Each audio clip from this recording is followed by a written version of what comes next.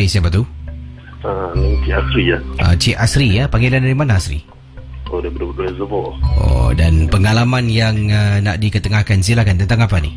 Okey, ni sewaktu saya main bola dulu.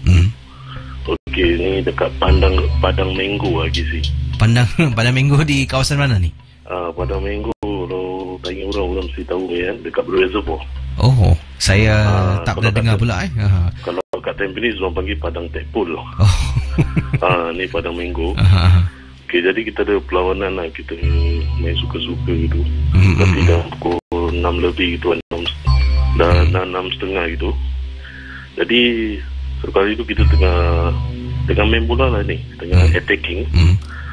Jadi kawan saya pas saya bola lah. Jadi saya nampak kawan saya ada kat belakang.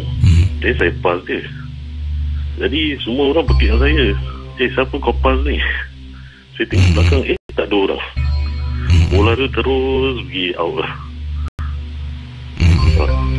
Jadi saya pasal kawan saya, pas saya bola dia, saya nak pass kawan saya tengok belakang ada orang.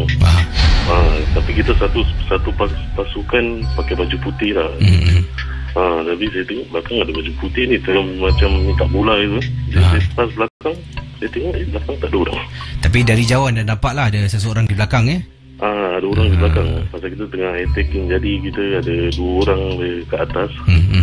Jadi saya nak pas lah, saya nampak kat belakang ada orang ni.